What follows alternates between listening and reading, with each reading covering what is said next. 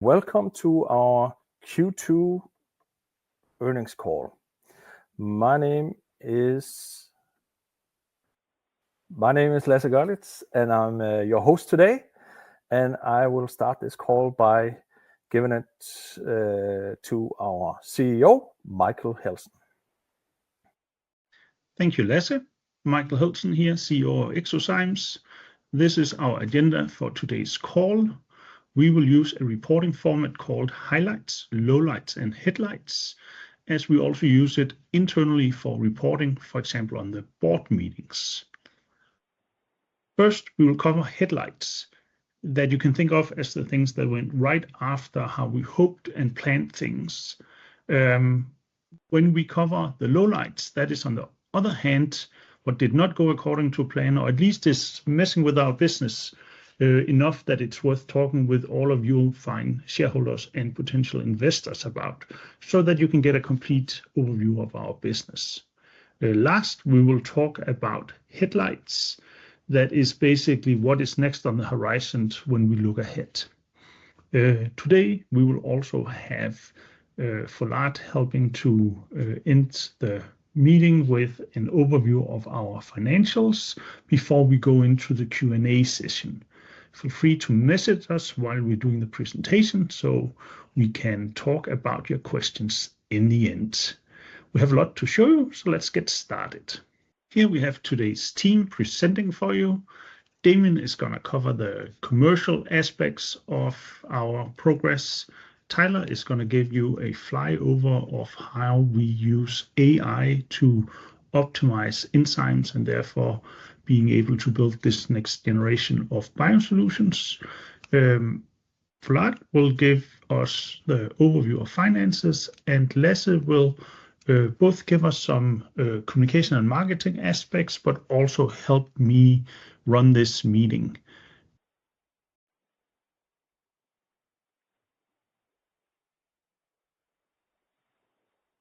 I'm Damien Perryman, Chief Commercial Officer at eXoZymes. I'm sharing with you today a look back of our performance over the last quarter in the commercial category. Our commercialization activities can be grouped into three primary categories. Grants, those non-dilutive public sector sources of funds that help to sharpen our R&D capabilities and also builds capacity for development, while allowing us to unearth prospective development candidates for our accelerator. In the accelerator, targets of high potential, unmet need that uniquely align to our capabilities are placed to advance milestones that increase the speed of commercialization and our attractiveness to companies that will partner and join us in that journey.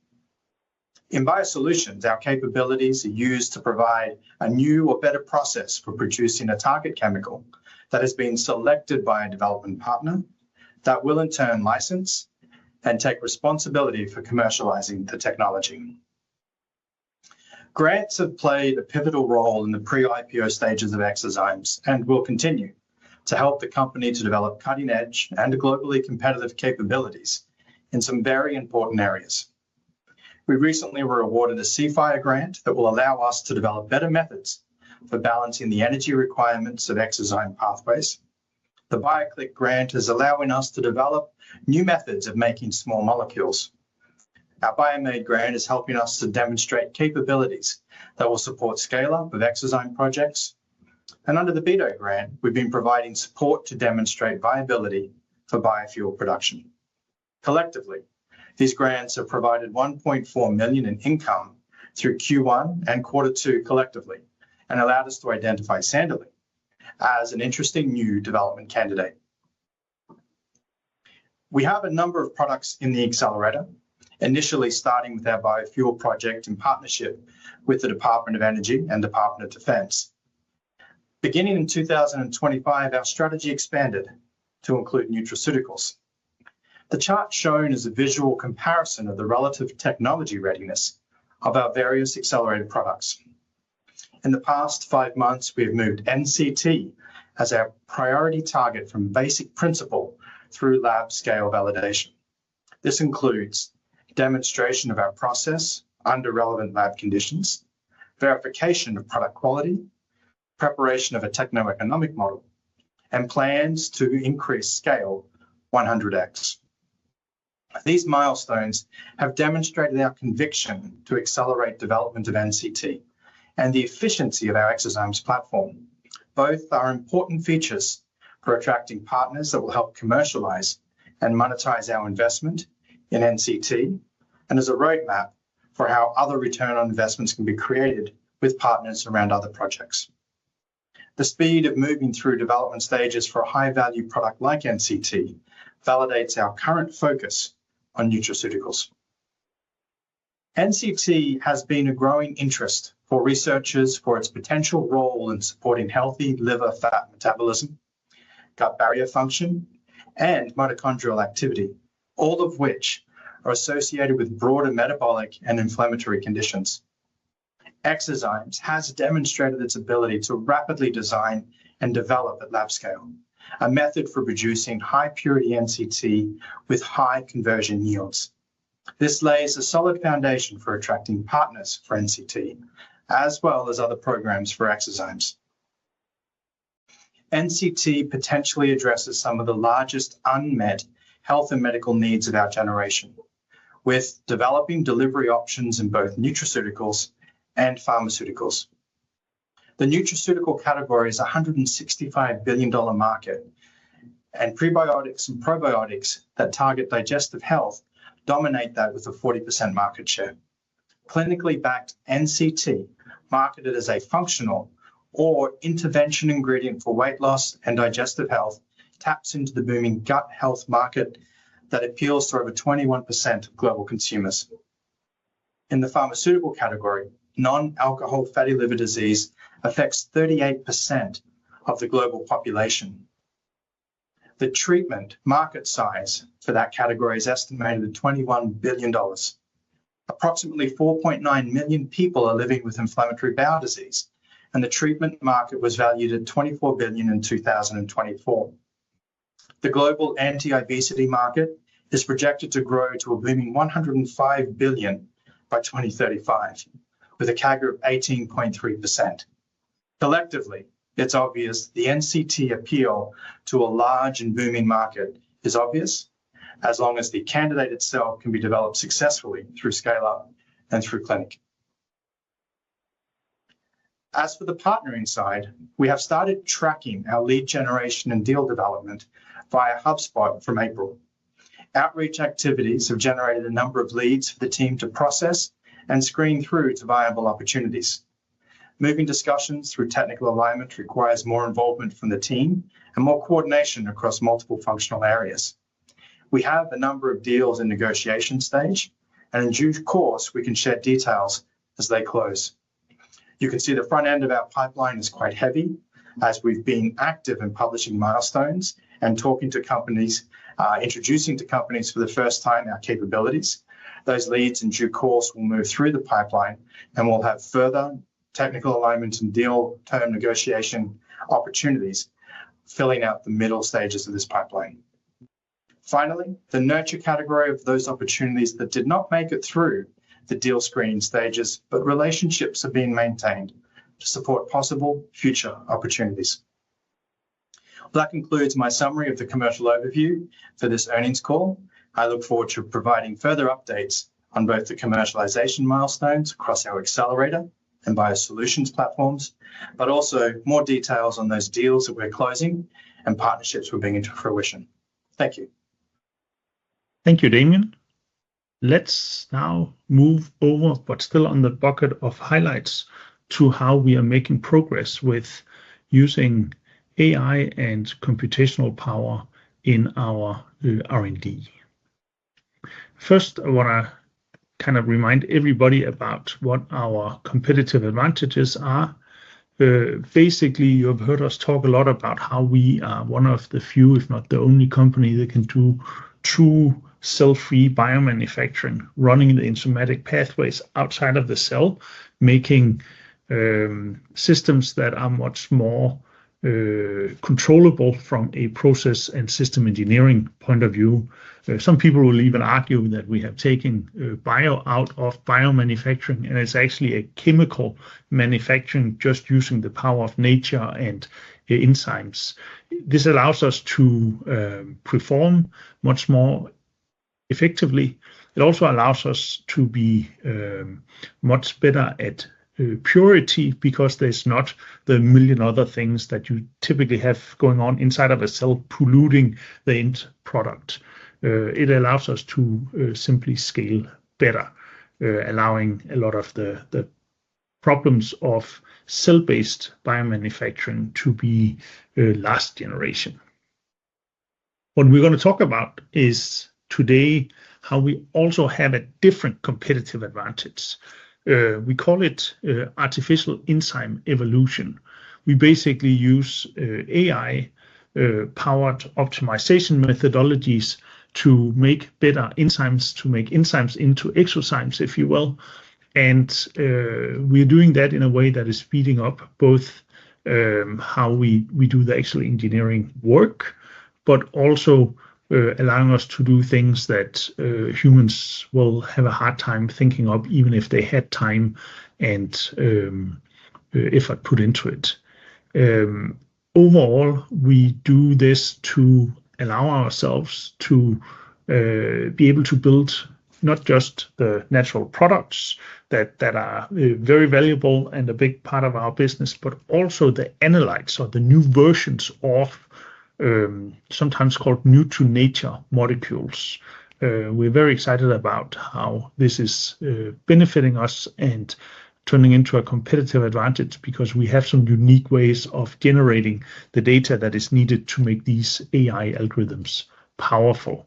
I'll now turn it over to Tyler for him to give you a bit more of a flyover how we do these things. Hello, I'm Tyler Corman, VP of Research and co-founder of eXoZymes. I've spent the past 20 years engineering enzymes and developing technologies to enable cell-free biocatalysis. The technologies that I've developed became the core of what you now know today as eXoZymes. Today I'm going to tell you about work we've done using AI and applying it to enzymes to produce eXoZymes that we hope can become the next wave of biocatalysis and biomanufacturing. So when we think about AI and how it's really expanded into all aspects of our life, it's really based off of data. So if you apply that to language, where you have an alphabet made up of letters, those letters can be combined to form words. If you then pass those through develop a large language model, you can then predict new words, new phrases. This ability to predict is kind of the basis of AI. If you then apply this thinking to biology, where you have the letters being amino acids that can be linked together to form proteins or enzymes, if you then pass these sequences of amino acids through a large language model, you can now predict new proteins.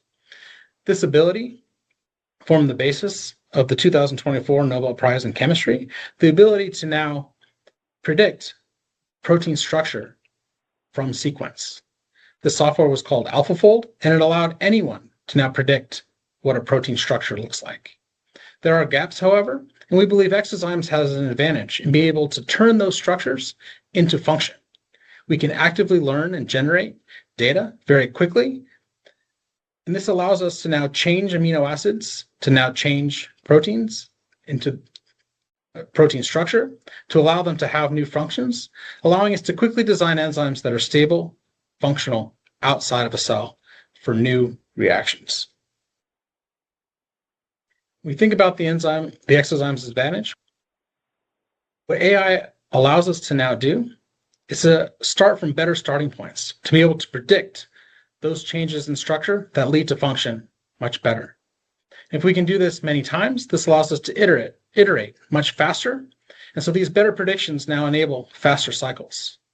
The core of what we've been able to do, without getting too much into the details of the process, when we compare using traditional methods to our AI-based approach, we've been able to improve functions such as stability very quickly. So using a traditional method took us 4 months to get a very small amount of improvement. And with our new and improved method, we were able to design and improve stability more than 80% within 3 weeks. We've also been able to improve a function such as rate. And again, we were able to design and build an enzyme that had improved rate of greater than 4-fold within 3 weeks. This shows the power of our approach, and it shows the power of AI and machine learning methods to allow us to now more quickly design better catalysts that can enable that second wave of biomanufacturing. Thank you very much, and I hope you enjoyed. Thank you, Tyler, for that overview. Now we're going to the last of the headlights. We just want to communicate that things are going well. Us following the Pareto principles that allows us to achieve a lot of impact without burning a lot of cash in the beginning of the company. People also call it the 80-20 rule, that you can do a lot with a little if you're very focused on what is need to haves versus nice to haves versus just spend you shouldn't have done. It helps the company stay focused and super lean. We are very capital efficient, and we, despite building, as we talked about, 2 technical competitive advantages at the same time, we're not spending tens of millions of dollars as a lot of other companies would do to be able to do the same. It comes down to relentless prioritization. We spent every dollar as if it was our last dollar, and we make sure to put the effort in where it's the most needed to make progress to the next value inflection point. A couple of examples here is how we expand our audience without paying a lot for marketing or other PR style efforts that you're seeing other people do. We have something that is so interesting that we get invited to a lot of the premier sites that can be, as Damien, going to world biomarkets in the Netherlands and speaking on how we're using AI to further and progress how biomanufacturing is done. And it can be podcast interview styles like the one you're seeing here to the left. Grow Everything is one of the absolute largest podcasts in the synbio industry, and we got a lot of good reach out of that. Again, following the 2080 rule, we're putting effort and time and money where we are getting the most return on the investment.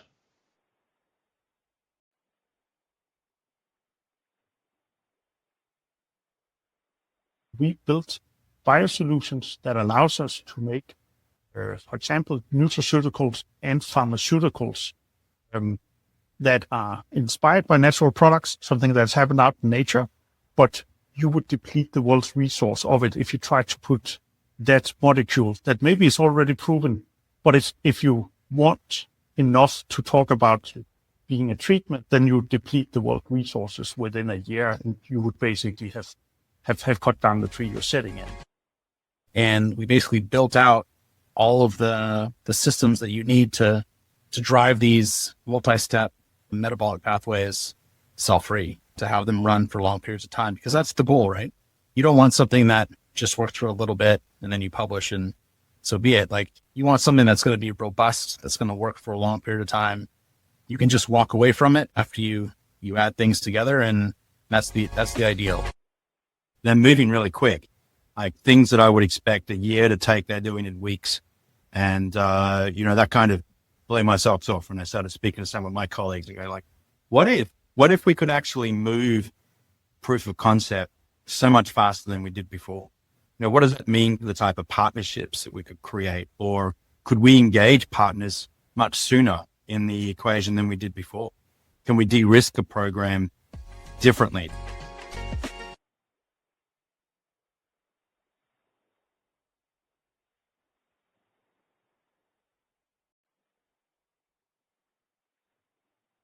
Now to the Q2 lowlights. What did not go according to plan, or what has been the obstacles? We can talk about how there is a very high degree of uncertainty on a macroeconomic level. The markets that our partners are active in or want to push into, they have a hard time assessing what the future is going to look like for those markets. And therefore, a number of our potential partners are much more hesitant and slower than normal in decision making and commitment when they are talking with us about these future-focused investments into product development together with us. That's obviously a headwind that we are taking very serious, because it has the consequences that a number of our partners are in a wait-and-see kind of position. They want to wait for next year's budget, or they are maybe even reorganizing their companies to a degree where it is, for political reasons, not a good time to bring up investments into the future. The only way we can overcome this headwind is to keep pushing forward with our sales and business development efforts, making sure to get in front of a lot of people that will realize the value of the next generation of biomanufacturing that we're bringing to the table, and keep pushing all the potential partnerships that are in pipeline forward as much as we can. It's only a matter of time before some of these partnership conversations will turn into deals. And of course, we're very, very focused on making sure this happens as soon as possible, despite the lowlights of getting overall headwind.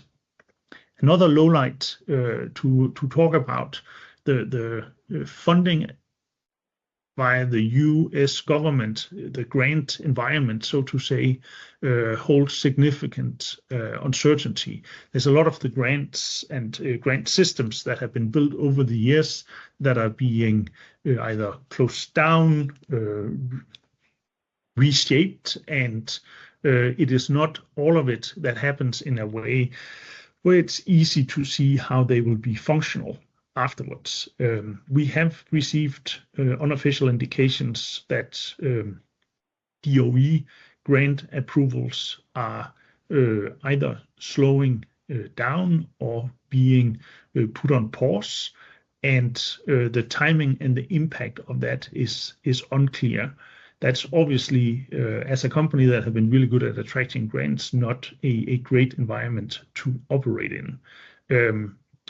We do have encouraging perspectives in regards to that the Department of Defense is showing interest in a lot of the areas where we can positively impact with our new technology.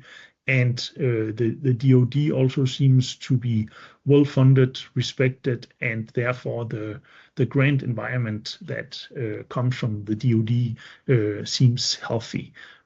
We will continue to apply for new grants, and especially the DoD ones for the reasons just mentioned.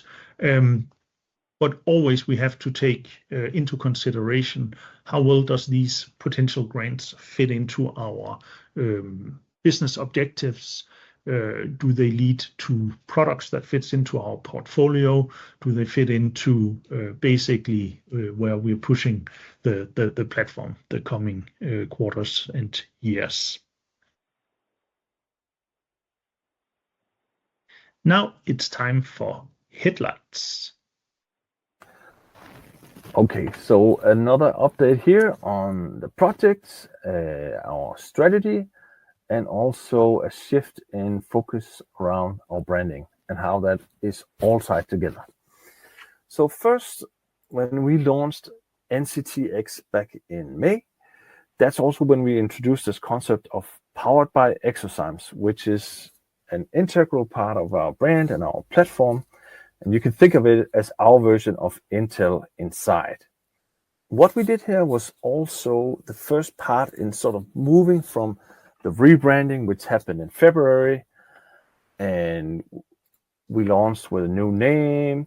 We got a lot of PR coverage when we rang the bell at NASDAQ, and we had the cover of Gen Biotechnology introducing the concept of eXoZymes. So now we're slowly shifting towards not rebranding, but actual brand building. And that also means that we are moving away from having a very high focus on communicating the basics. We'll still do that, of course, because there's a lot of people on the planet that still haven't heard about eXoZymes yet. But we are going to start focusing more on our strategy.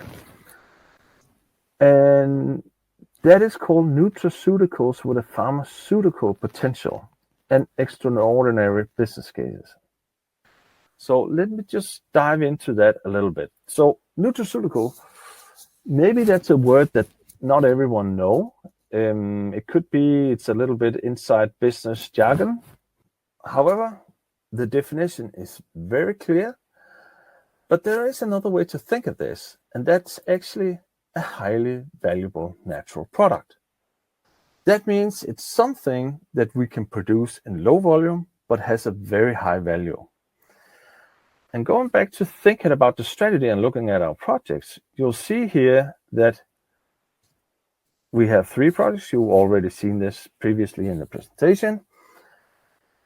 And isobutanol, that's an extraordinary business case, and it's not a nutraceutical. However, NCT is, Santalene is, and future projects that we haven't talked about yet, they are also that, because that is the fastest way to market for us.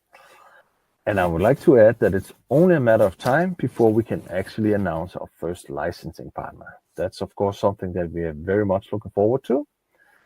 And that's going to be a major milestone for us. Thank you. Thank you, Lasse. I will take that and build on top of it.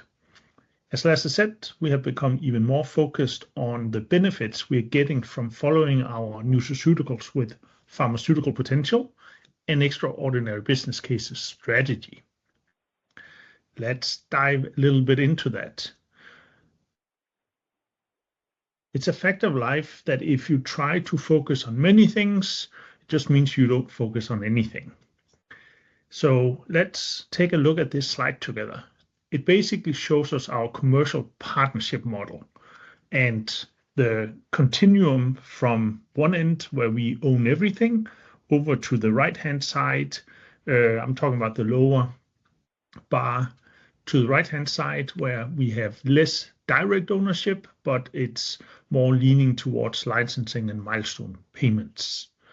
I want to unpack how we want to build a portfolio of projects in this continuum.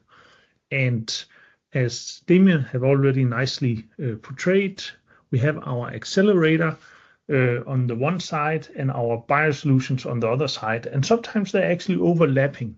So some projects can be both. For example, we can have a joint venture that is not fully owned by us by definition that will license from us and therefore be smack in the middle of these two. It can also be that it is an accelerator project like isobutanol that is built by design to be licensed out, and therefore you see it located right on the edge of the accelerator, ready to go.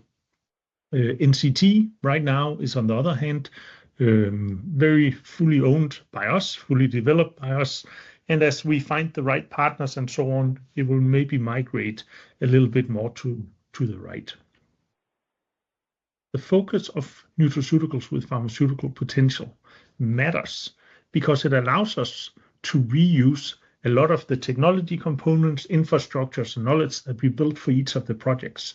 So when you look at these two circles, it's very clearly meant as covering these nutraceuticals with pharmaceutical potentials and the surrounding areas. And over time, we foresee that the biosolutions will be applicable in many other industries. So the biosolution side will probably grow in size and area much more than the accelerator will. I foresee that we will be focused on nutraceuticals and pharmaceuticals for quite a while when it comes to what we take ownership in ourselves. And again, back to because focus makes you master of certain elements when you do them over and over again, and it is a very healthy end of the market. Natural product nutraceuticals also fits us well, basically because it allows us to start with often something that the broader community, the academic scientists have already figured out that there's this really interesting compound out in nature somewhere that if you could only get hold of it at scale, then you would have a massive business opportunity. Those are obviously beneficial for us because a lot of the pre-work have been done on the discovery side, but frankly, even more from the natural side. So when we look at a small molecule that some plant or some natural product organism can make, then we can go in and see what is the DNA that leads to those enzymes that leads to that small molecule. And by borrowing that blueprint, it's much easier for us to get a fast start with our AI and cell-free capabilities that Tyler, for example, talked about today. So this allows us to take natural product nutraceuticals to market much faster, and it allows us also to address a very big and growing part of the markets that are in wellness and health and longevity, all of these things where natural products fits really well. Damon gave a really good example of how big and multiple places NCT can actually be applied. And that's basically also what we're looking at here on the next slide. That is an expansion of the first slide that shows that even the projects can sometimes be broken up into sub-bits. It doesn't have to be one company that works on the pharmaceutical and the nutraceutical NCT. It could, in principle, with time be two. And let's just say for the sake of playing around with the slide and the model here, that NCT pharmaceuticals would end up in a licensing relationship, then that would migrate to the right, and maybe nutraceutical stays with us and becomes something we keep taking forward ourselves. Then it stays much more to the left. Sandeline, that is what Damon talked about. That is the new small molecule we will be building a biosolution for because we got financing from the National Science Foundation under the CFIRE grant. This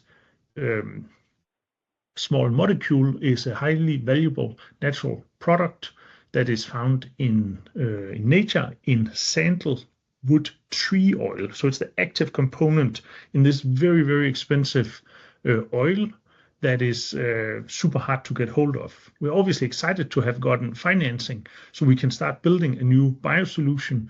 And for this specific molecule, we can foresee at least 3 different areas where it could end up as a product. It's already known that sandeline is a component of the really expensive perfume fragrances. And it's one of the reasons why we know it's a very, very valuable small molecule.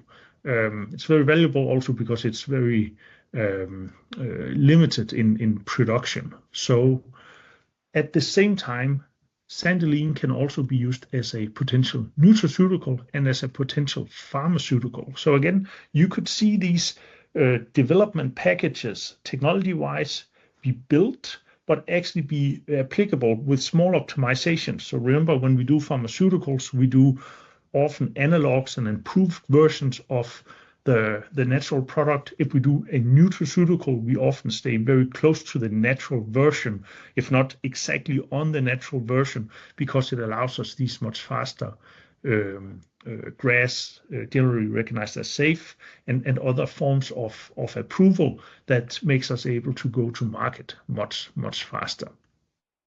Okay, so another thing that comes from us focusing in the same space and being able to reuse these things is that we get to set the new standards for how these things are built, because we are pioneering the cell-free biomanufacturing. And we actually aim medium to long term to become the standard in regards to how you do cell-free biomanufacturing. So if we go to the next slide here, we can talk about how that is actually a type of IP. As you all know, we have a very healthy patent portfolio, still growing it on a quarter-by-quarter basis, and we have even more trade secrets. So for example, when Tyler is talking about how we do AI, yeah, we are using AI algorithms that are developed by others, but proprietarily trained on the data that only we can generate. That's a good example of a trade secret type of IP. Only we have access to it, only we know how to generate it, only we therefore know how to harvest the opportunities from it. The third kind of IP that very few people talk about, because the first two ones are frankly what is something you can get as a service if you call a law firm, and the third one you cannot. So people typically only talk about the two, but the third one is actually when you get to influence or maybe even control what industry standards looks like. Because if you do that and you build it so that it fits your technology exactly, it's very difficult for someone to come with a different version of a similar thing and incorporate that. They will have to follow the standards. So what we do specifically to get into a position of setting the standards is we have engaged with Biomate, that is where we have one of our grants from, and a very big biomanufacturing interest organization, industry connector. And we are heading up the cell-free biomanufacturing group, where we are helping other people to wrap their heads around how it's possible to do cell-free and so on. Of course, it's a fine balance. We don't want to give away our trade secrets by definition, and we don't want people to infringe on our patents. But on the other hand, we want them to use our technology and adapt our technology so that we have the opportunity to build biosolutions for them and basically licensing opportunities. We are also via the Sandeline project. That's actually only, as Damon showed, a component of what we got our $3 million to do. We have other modules that can be reused. So basically the module in our biosolutions that is about how we use energy and let the enzymes and eXoZymes have energy. That module will be upgraded to a new version so that it can much easier be plug and play into new biosolutions, making it even easier to develop cell-free biosolutions in the future, again, if you use our standard. And what I also want to point out is that other than us getting $3 million, it was actually a $9 million grant. So there's 5 universities where the most prominent and lead one is Georgia Tech, that got $6 million between them to start looking at how to make tools and how to make processes and how to educate people for cell-free biomanufacturing. Again, inspired by how we share our knowledge and so on, and therefore a way for us to help set the standards for the future. We are now coming to the last agenda point before the Q&A session. Financials. We'll now be talking about the financials and how we plan to attract more investors to our stock. We have been talking with more than 15 investment banks to learn about all their different services and things they offer. We're very happy with how MDB Capital is helping us as our investment bank, and What comes in addition to that is that some of these other investment banks has access to some large long-term investor networks that are very interesting that we will start engaging with. We will not be signing up any one specific investment bank at this point, but we are talking with the cream of the crop of the 15 about engaging if we need an investment bank at some point. We are also starting a number of non-deal roadshows. We will basically be going out to a number of investors and investor networks to introduce ourselves so they get to know about our company, our stock, and the potential we hold. We have been lucky and have a number of investors come and offer us investments and or access to capital. We have not accepted any of these offers yet, as we are very focused on getting the best possible deal and only getting high quality long-term investors into the company, as all of you that have already invested. And now over to Fouad. Good afternoon, everyone. My name is Fouad Nawaz, and I'm the VP of Finance at eXoZymes. Our financial results for the second quarter are detailed in the press release that was issued. I encourage you to read the report, and I'll take a moment to review those results. As a pre-revenue company, our primary focus remains on prudent financial management while making targeted investments to drive long-term growth. As of the end of June 2025, our cash and cash equivalents stood at $6.99 million, providing us with sufficient liquidity to support ongoing operations and key initiatives into the end of Q1 of 2026. Our total operating expenses for the quarter were $2.55 million, which represents an increase of approximately $1.2 million compared to the second quarter of 2024. The increase in 2025 was primarily driven by R&D investments, personnel expansion of the leadership and the R&D team, with a focus on further developing our internal infrastructure. Net loss for the second quarter was $2.36 million, with a year-to-date net loss of $4.22 million. We remain disciplined in our spending approach, ensuring capital is allocated to maximize shareholder value. Additionally, we continue to explore non-dilutive funding opportunities, strategic partnerships, and potential government grants to further strengthen our financial position. That concludes my presentation of the financials, and with that, I'll pass the call back. Thank you.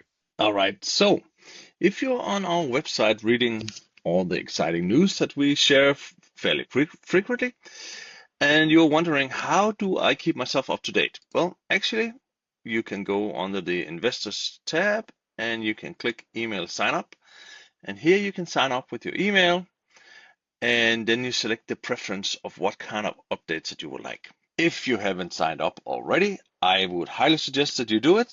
We will have a lot of interesting news coming out moving forward, and this is the way to keep yourself up to date in the fastest and easiest way possible. And that brings us almost to the end. I just want to give you a summary of the most important things that makes me very excited about what we're doing and the future just in front of us. Our commercial efforts is developing and progressing fast, despite the microeconomics headwinds that we're experiencing. Damien joining our team as our CCO has been nothing less than a success. Our focus on development of highly valuable natural products are moving fast forward, and NCT is definitely our lead and most successful program. So we are very happy with that one. We have not just one, but two technical competitive advantages that sets us apart from all other companies in the world. It means we're very difficult to mimic and follow. We also have a lot of IP protection. We even talked about how we, as the only company, are in a position where we can actually help set the standards for cell-free biomanufacturing. Our ability to go full scale on the advantages of cell-free biomanufacturing, and that we're the only company doing enzyme optimization via AI, the way we do it, because the way we generate our unique data is something that allows us to be fast, good, and cheap. And those are all the things you want to have as competitive advantages. On the next slide here, Team eXoZymes is super capital efficient. It's so important in this market. We're not spending tens of millions of dollars on technology development, yet we're making progress as if we were. So this is a true statement of how much four-wheel drive we have in our R&D. We are setting standards for the future. It will hugely benefit us down the road, and we are overcoming the headwinds in the grant funding environment. And all of this is possible due to the four-wheel drive by our team. We have a really strong team, and we are very well aligned as a team, working on this very important mission of making our company a huge success. We do not doubt that we will end up with a large number of licensing partners and many more high valuable natural products. That will release a lot of value to our shareholders step by step, again and again, over the coming years. The last slide here is a promise that I'm making to you as our shareholders. We want to build a better system for our shareholders to get an overview of the progress we're making, both on our accelerator product development projects, and also a better way of getting an overview of the licensing negotiations and the partnerships that will be coming out of those. We thank our existing shareholders, you guys, for co-owning our company with us and for growing up together as a company to get to where we can reach our full potential, both short, medium, and long term. We really believe there's a big, bright future for us. And of course, we welcome new shareholders and investors to consider joining us all. As long as you remember that we are a public venture investment opportunity, large upside potential, but also a road to get there. And those ups and downs that is a part of any venture journey is something you have to be able to stomach. We look forward to making the future a better place. We want to enable a new way of making chemicals for humankind, new natural products and all kinds of chemicals. That is our long-term goal.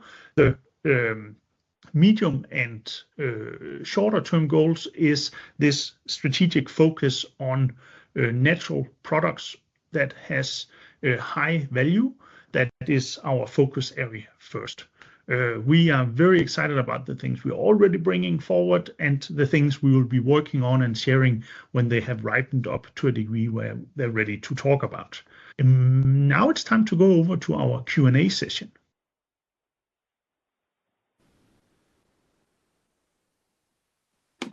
Great. So Lasse, did we get any questions today?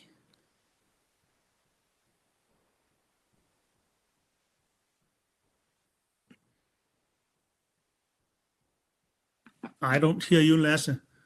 Maybe the rest of the crew doesn't hear it either. You know what? Why don't you text me the questions and I will read them out loud. I saw the first one here that I can start with. So let's see. So we have a question.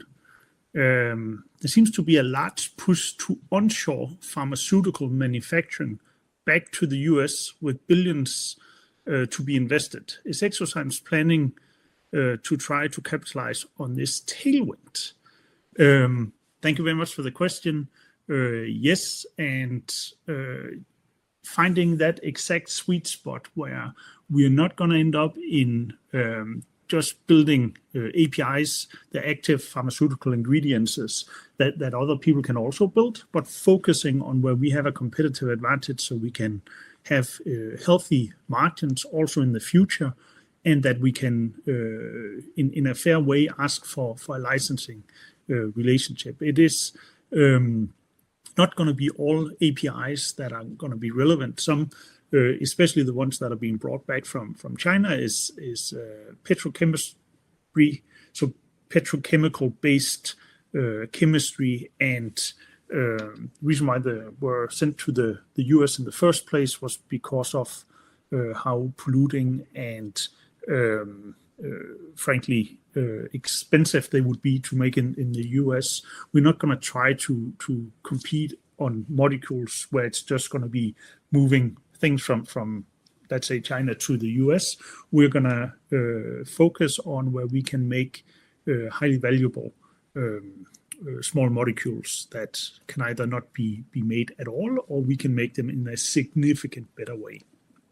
Okay, but yes, biomanufacturing is becoming really hot here in the US, and if you follow some of the proposals that are being proposed by US politicians from both sides, and even collaborating, one of the few areas where there still seems to be collaboration, biomanufacturing is receiving a lot of financing and grant financing.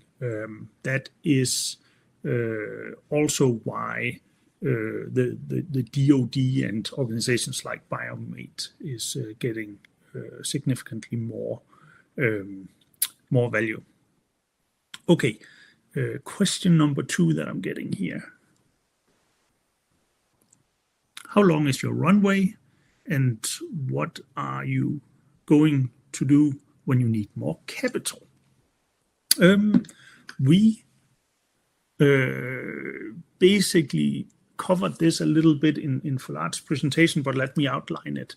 So we basically have a burn right now that allows us this quarter, the next quarter, and the first quarter of next year, so up until end of Q1 2025, if nothing happened. If we just basically spent money and didn't take any extra liquidity flows into our bank account.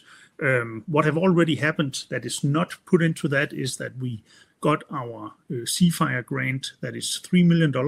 We haven't incorporated that in our cash flow because it's not completely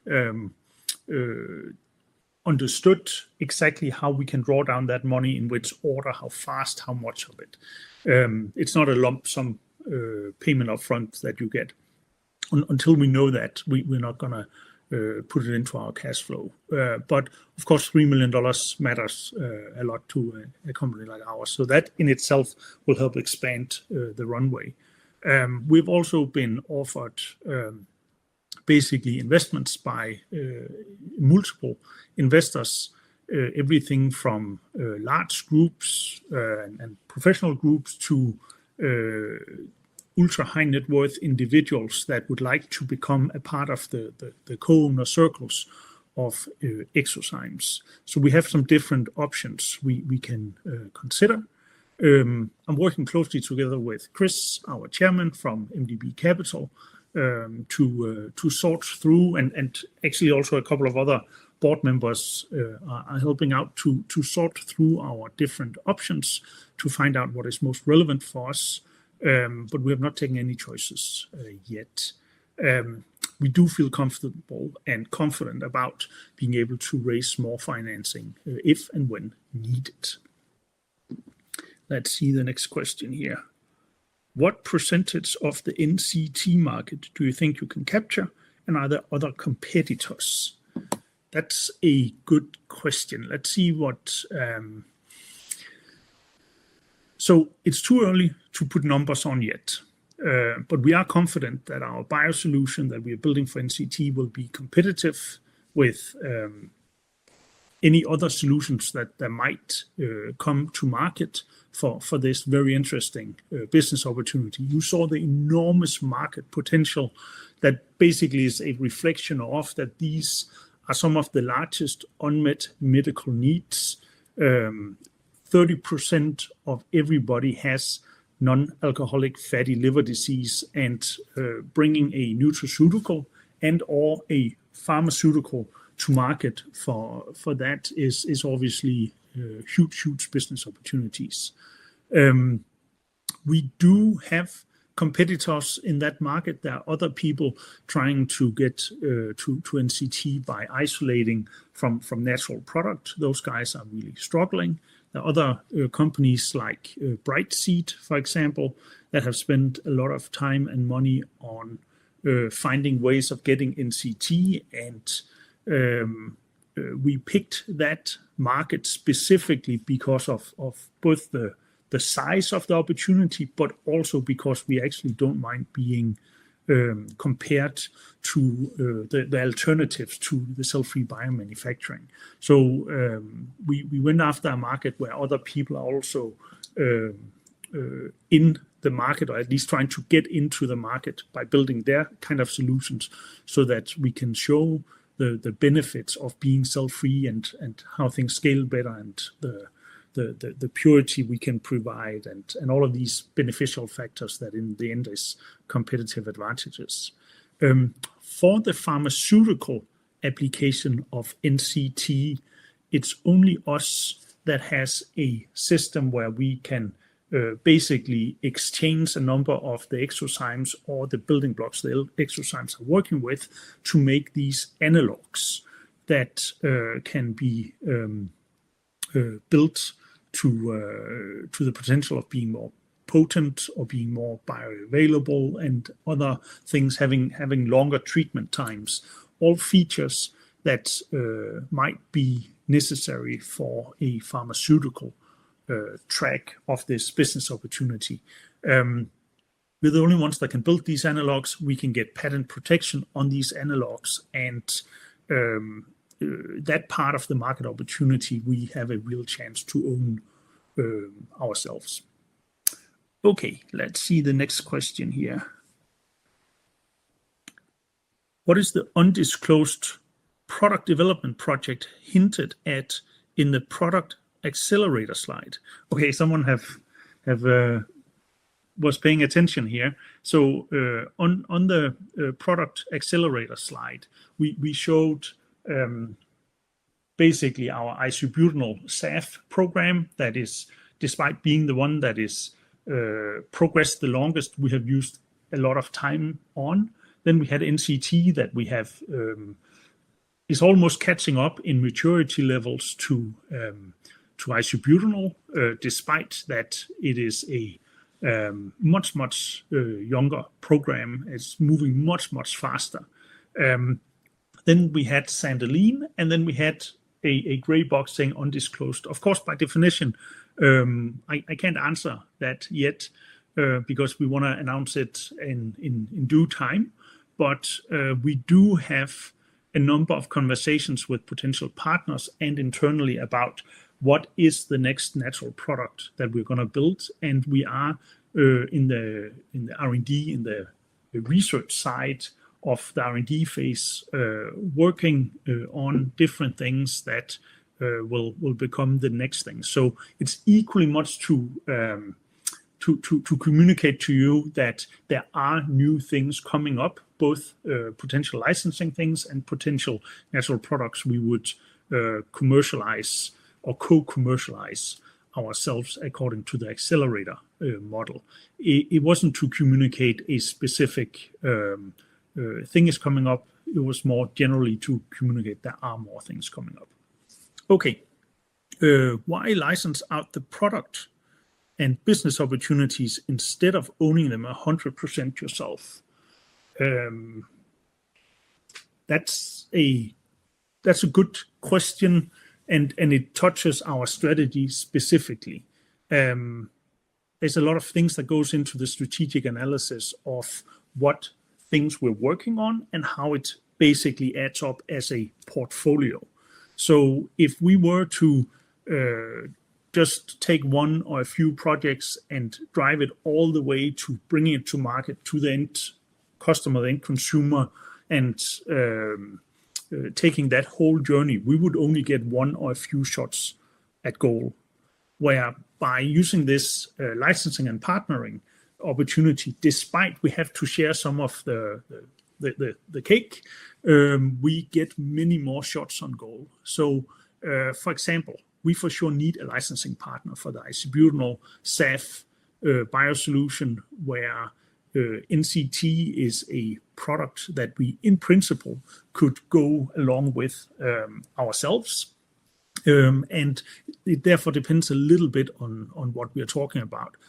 Sustainable aviation fuel is just such a big opportunity that it will take a long time. There will be a lot of build. There will be a lot of reasons for why we are not the optimal company to bring that all the way to market, other than we are the optimal company to build the technical solution of that part, and therefore partnering makes a lot of sense.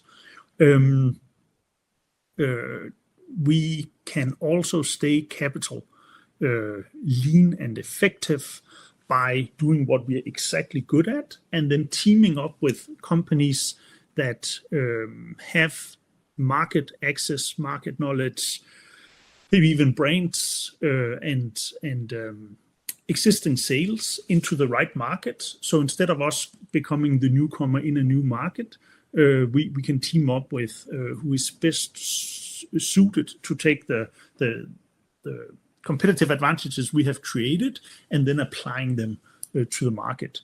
I can even imagine some markets where there's big dominating players, and therefore coming in is not even an option. And therefore, if we're not partnering up with one of those companies, then there will be no access to those markets. And the last argument I would add here is basically there's so many opportunities, and it is so important for us we focus on what creates the most value, and it is us bringing those product development projects through from identifying the opportunity to ending up as a product that has a competitive advantage that can lead to healthy profit margins. That is basically where we are creating the most value.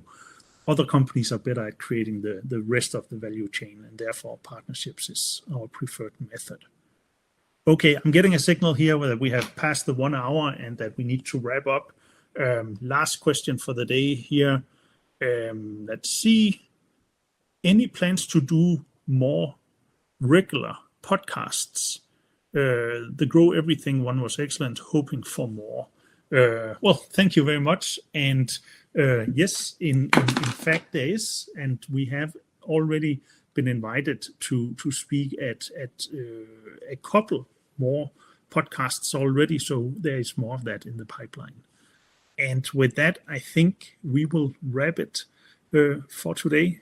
Thank you very much for your time and attention. We really, really appreciate your support and you co-owning this business together with us so we can make the impact on the future that we are so hard working to deliver on. Thank you very much.